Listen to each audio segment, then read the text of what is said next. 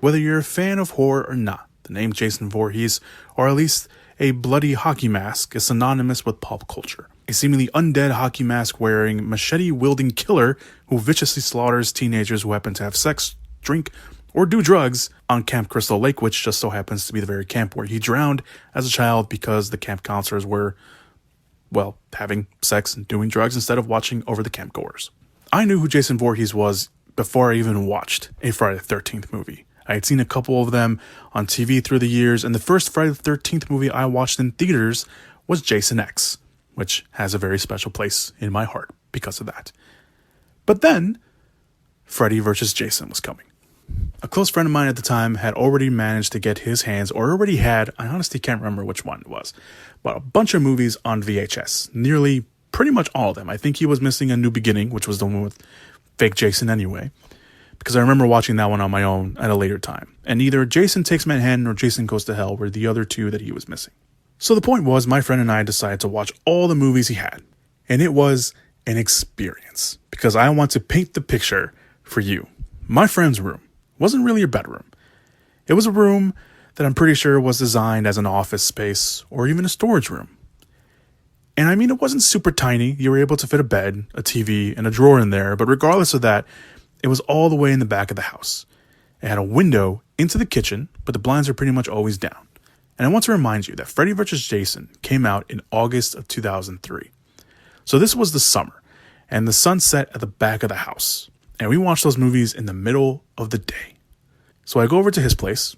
We pop in the first movie, which neither of us have seen. So he, like me, was watching these movies for the first time too. So we pop in the first movie. Note, neither of his parents are home. We were alone in his house. I want you to remember that. So we're watching the movie, making fun of some of the cheesiness and all the kills, like the famous Kevin Bacon kill, with the spike coming in, from under the bed through his throat. And then Pamela Voorhees, Mrs. Voorhees, enters the movie. We're dumb. We're like, why is this? Who is this creepy old lady?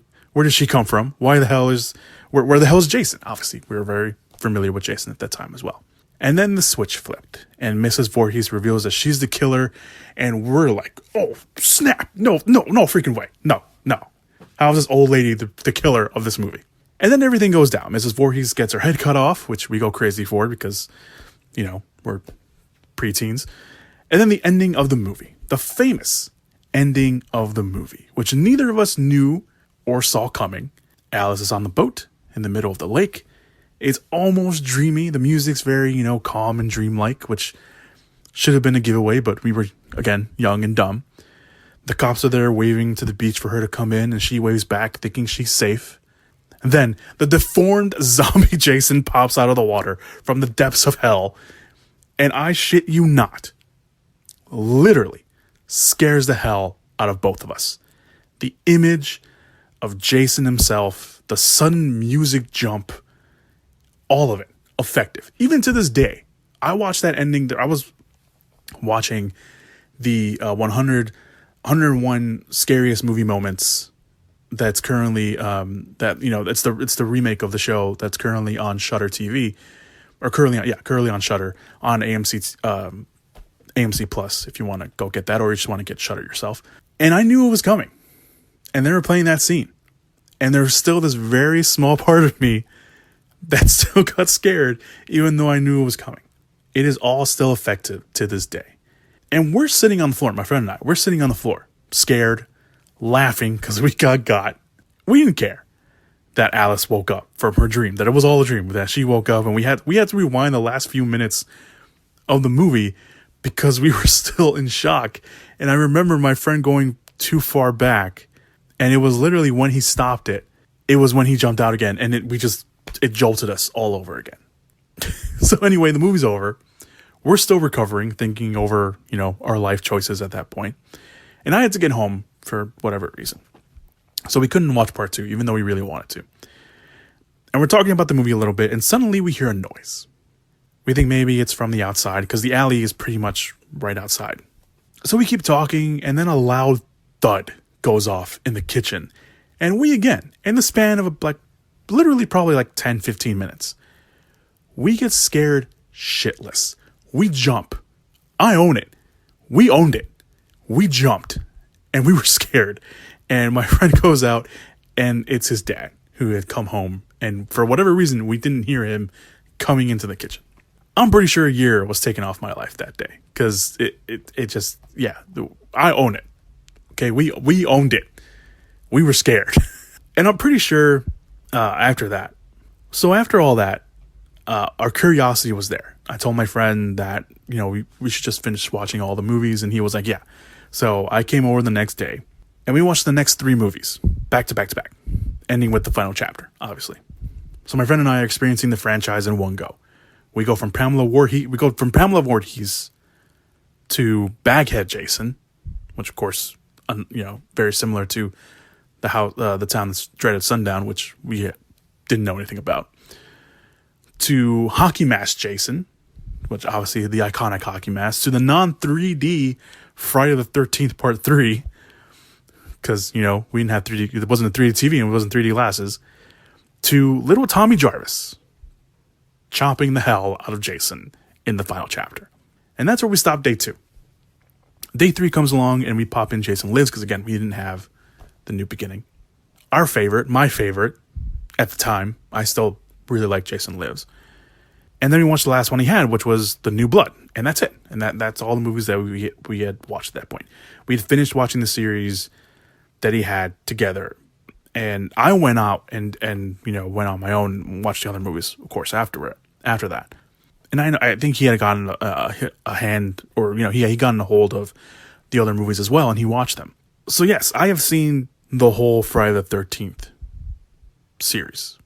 There are quite a few of them that I like and enjoy, like Jason Lives, like I just mentioned, Jason X, Freddy vs. Jason, and even Part 3, mainly probably because Jason finally gets his mask, and there are some good kills in Part 3 as well. But obviously everyone talks about the kills. The kills are obviously the thing that makes this franchise, keep going.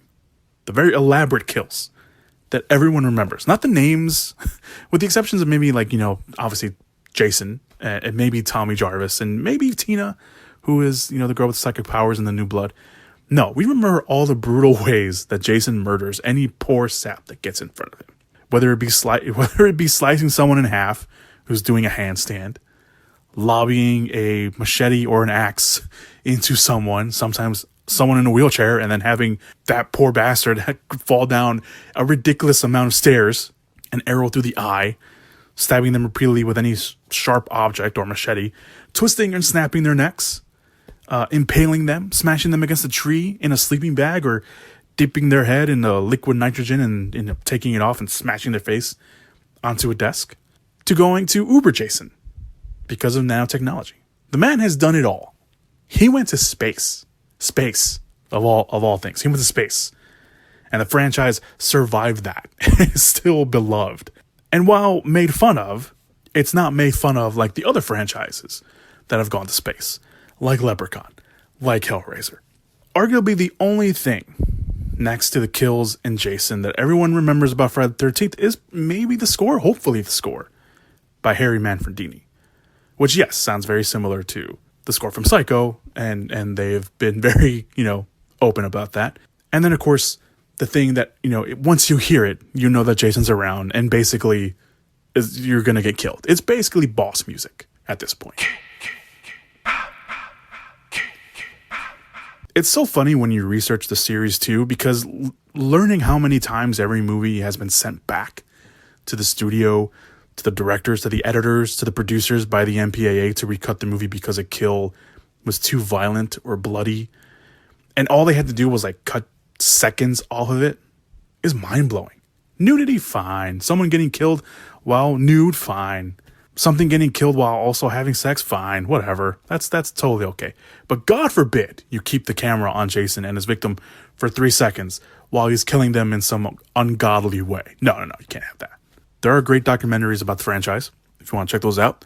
His Name is Jason, and Crystal Lake Memories, which go very deep into the franchise with cast members and people that are fans of the series, directors, actors that play Jason, notably, obviously, Kane Hodder, which has become, the favorite amongst fans, and even producer and director Sean S. Cunningham. There have been novels and comic books about Friday the 13th, a very popular video game that allows you to play as a camper or as Jason. Short films that are not related to the franchise in any legal sense that fans really love. Some even say they wish that, a big studio would take that approach on the big screen. There was even a TV show in the works on the CW. Yes, you heard me right. There was a TV show in the works on the CW with Cunningham attached to produce that would have had Jason in it. And the network passed on it because they thought the show wouldn't have worked. They shot the pilot episode. I think they said it was good. But as a TV series, as a, running TV series, they didn't think it would work. And it was canceled. And then there's the rights issues. The famous rights issues of Friday the 13th. That's a whole other thing. That's basically a whole other podcast. And it's a matter of who thinks they own what. And it looks like it may have been cleared up a little bit recently. There was that whole big thing about, I think it was it Paramount or one of them that, sent out an image with Jason Voorhees sending them a message. And then everyone thought that it was, an announcement for a new movie. But no, it wasn't. It was just them being like, hey, everything's cleared up now. That wasn't cool. and I knew, and I said it. And I sent it out to the world on Twitter. I was like, until an actual news item comes out, do not get excited. Because it's not going to lead anywhere. And it hasn't. And I know many fans have been clamoring for a new movie since the reboot came out in 2009. And even during that time, they were working on a sequel to that reboot before they killed it. And then the rights issues, again, took over. But there's something so basic about Friday the 13th, about the franchise, really, in its entirety, even the first one. And to think it only exists, really, because they wanted a movie similar to John Carpenter's Halloween. Because that's what Friday the 13th was. It came out 2 years after Halloween did, and Cunningham has been very honest about Friday the 13th, the first one, that it was a response to Halloween. He wanted to have a very similar Halloween movie, but make it more campy, and obviously making it based in a camp. It's a summer camp slasher movie where we are, especially in the later entries, rooting for Jason. We're not rooting for the survivors. We're rooting for them in the sense that let's see who makes it. But we're rooting for Jason to kill all these people. A killer who has drastically changed from one movie to another. In one movie, he would look like a normal person and jog a little bit. Because that's what Jason used to do. He used to jog. In others, he's deformed or a hunchback or bulky. In some, he looks like he's decomposing or a mutant. Some versions, he's taller. In some versions, he's shorter. But one thing remains the same. One thing. And that's he is going to kill you if you get in his way. Friday the 13th. Much like Halloween, depending on who you ask, reinvented the slasher genre a little bit too. Because what Friday the 13th did was show people, not just viewers, but people in Hollywood, that the slasher genre could be, even if you were showing people dying the worst way possible, it could be fun. There have obviously been summer camp movies before Friday the 13th, but I feel like if you ask anybody, you can arguably say that Friday the 13th was that, summer camp slasher movie that defines the genre, that defines even that subgenre a little bit, making it enjoyable for audiences, even if the franchise fell apart in the later end and got goofy a little bit, or outright bad. People were still having fun. People liked it. People liked Jason Voorhees. It solidified Jason in a lot of ways in his place in the horror genre, the slasher genre, and even the Mount Rushmore of genre. You're asking me who my Mount Rushmore of horror villains are. Jason is up there. So is Friday the 13th the best horror movie franchise out there? That's a good question. It currently has 12 movies to its name. So when the next movie comes out, whenever that is, I'm sure they'll treat it as a big deal. And all of them were successful enough, even, in that day and age, to warrant the studio rushing out a movie literally a year after the first one came out, especially when it comes to the first one, the original one. In fact, the longest gap for the movies was 9 years. But the gap between Jason Goes to Hell, which came out in 1993, and then Jason X, that didn't come out until 2002. Before that, it was only a few years with Jason Takes Manhattan and Jason Goes to Hell, which was 6 years. So, and then, obviously, if you count Freddy versus Jason, and then the reboot, Freddy versus Jason came out in 2003, the reboot came out in 2009, and now that 2009 was the last Friday the 13th movie. So it doesn't even compare to the gap years between then and now. So, if they do fast track the 13th movie, which again, I'm sure they will treat as a big thing, given that it is in the name of the franchise, it would be about 14, 15 years since the last one if they decide to push it, if they decide to really get it going and fast track it and release it next year or in 2024. In the end, I will always remember watching Friday the 13th with a friend and being scared, admittedly, shitless when the deformed Jason pops out of the lake and takes Alice down with him. To also being scared shitless when my dad's friend slammed whatever it was that he did on the kitchen table, again, taking a year off of my life. And to see where it's gone since watching the first movie is great. Like I mentioned, Jason X was the first Friday the 13th movie that I watched in theaters. And not even watching the original movies, or not even watching them in order the way I did when Freddy vs. Jason came out. That was a really kind of cool thing for me, watching my first Friday the 13th movie in a theater, granted it being really cheesy, being set in space and not necessarily the Jason that everyone grew up with, especially my brothers who I went to go watch the movie with. But they knew what they were doing with Jason X. I know the whole Jason X, even Friday the 13th, people that don't like the movies are like, oh, they're not, what they used to be, or they're too cheesy for their own good, or they're just not good in general. I think they know what they are. They know the level of amount of cheesiness they have to do to make. You're setting a movie in space. you're setting a slasher movie in space with a guy who has had, at that point, 9 other movies. And, and then in the case of Freddy vs. Jason, you're giving him, you're putting him up against another iconic slasher villain that admittedly has also had his first movie being very, very scary, to the latter half of his movies being more cheesy or more in the comedic horror side of things, with, of course, Freddy Krueger. So, yeah. So I remember, speaking about Freddy vs. Jason, when I remember sitting in the theater when that trailer first played. I can't remember what movie it was, but this was obviously back in the day when the first time you ever saw a trailer wasn't online. It was in theaters, and they would eventually get online. But especially for the bigger movies nowadays. Again, I don't remember what I watched, but I remember when that trailer came on, and there was a little rumble in the crowd, just a little bit.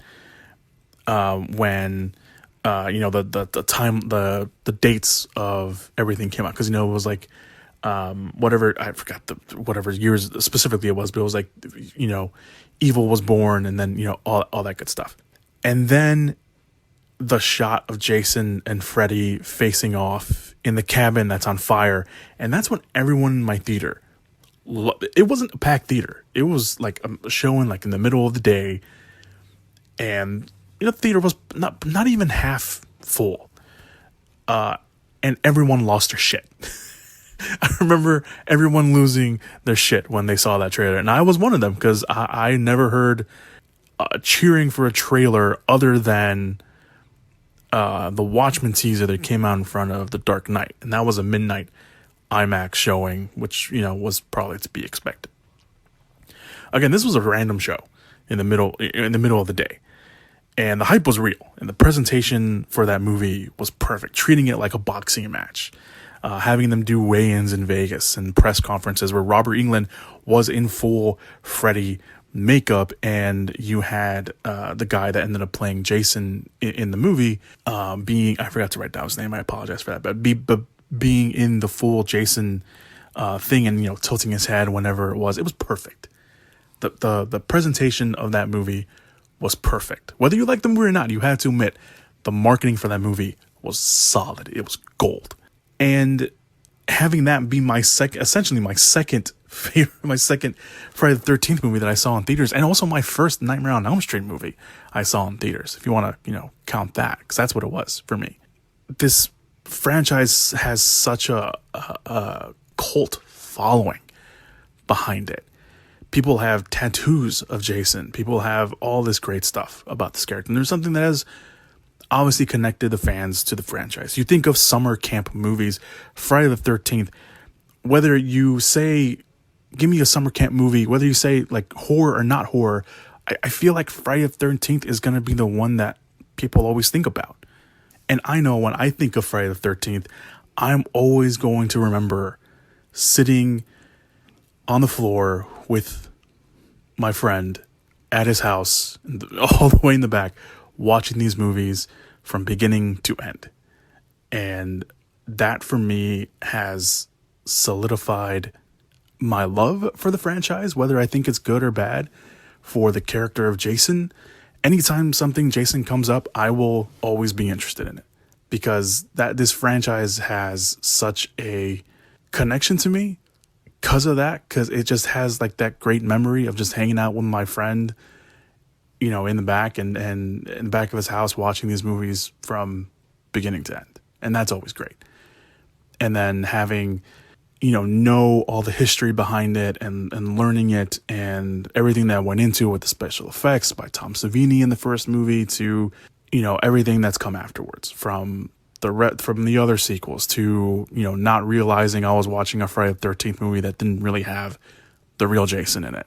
And then the real reason why it's called Jason Lives, after all, I didn't get that at first. After all these years, realizing after the fact that, oh, this movie's called Jason Lives because he's coming back. It's Jason. And I think at that point, they were also going through some rights issues as well, which is why some of these movies aren't called Friday the 13th, which is why some of it's called Jason Goes to Hell or Jason Takes Manhattan or Jason X because of rights issues. But yeah, I loved the first one just because of the memories. I love Jason Lives. I think that is arguably, at the time when I was watching these movies, at the time that was my favorite, just because it was Kane Hodder, obviously, but I think just because it felt like they were taking this franchise seriously again. Like it didn't lean itself too much on cheesiness. It leaned itself more on being kind of more serious on the serious side. And then obviously they went, you know, and became more cheesy over time, but you know, can't help that. Whoever's in charge makes the rules. But I like that. And Jason X, obviously, very special place in my heart. I will always love Jason X. I will always love Freddy vs. Jason.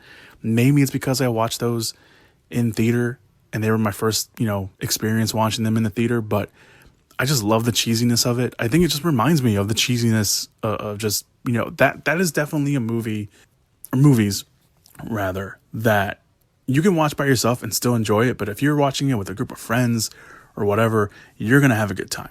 And I think that that's what these movies are, really. You can watch them by yourself and still have a good time. But these are movies that you can watch with a group of people, preferably. You know, maybe have some beers, maybe have pizza or whatever, and just have fun with it. And I think that is probably another reason why these movies have lasted so long and why fans love it so much. Because it's a franchise that's not afraid to go silly, to go serious, to go to space, to have all of this, the cultural phenomenon that it was, to having your first movie that didn't even have a character that that is associated with the franchise anymore or at all.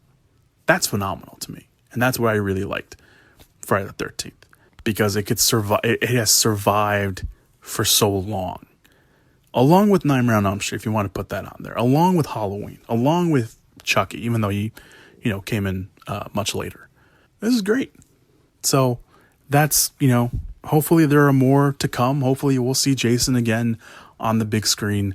Hopefully, you know, all of this gets cleared up and we can have this new generation of people like me, like people before me, who are going to watch all these movies with their buddies, hopefully not knowing everything and being scared shitless of Jason popping up from the lake and scaring the crap out of them like it did me and my buddy and everybody else who probably watched that movie and was also scared shitless of that scene. So yeah, I hope that is the case. So there you go. That is the first episode of this. I feel like I'm sounding very formal in these podcasts, or in this, especially in this episode. I just wanted to get what I wanted to say across, and I don't expect to sound this formal in the rest of the podcast. Maybe I will, who knows? But I definitely want this to feel very different from the other podcasts that I do, which is obviously just regurgitating the news and stuff like that. So hopefully you enjoyed this episode, and that you have, of course, watched the Friday the 13th movies. Let me know which one is your favorite in the comments if you're watching, listening to this on YouTube, or if you're listening to this on podcast platforms like Apple Podcasts, Stitcher, and Spotify, which is where the podcast is located. You can let me know what your thoughts were on the social medias. We have an Instagram and a Twitter that is linked down below in the description/show notes area. I'll be up on there a lot. So let me know what you thought of this first episode. Episode. I don't know, it sounded weird. Let me know what you thought of this first episode, and what you think of the Friday the 13th series. Do you think it's great? Do you think it has survived the test of time properly? Do you think it's overhyped? Do you think it's underrated? Let me know, because I definitely want to hear your opinion on it. And that's it. Thank you guys so much. Hopefully you enjoyed my very embarrassing story of Friday the 13th, and I will see you guys in the next episode.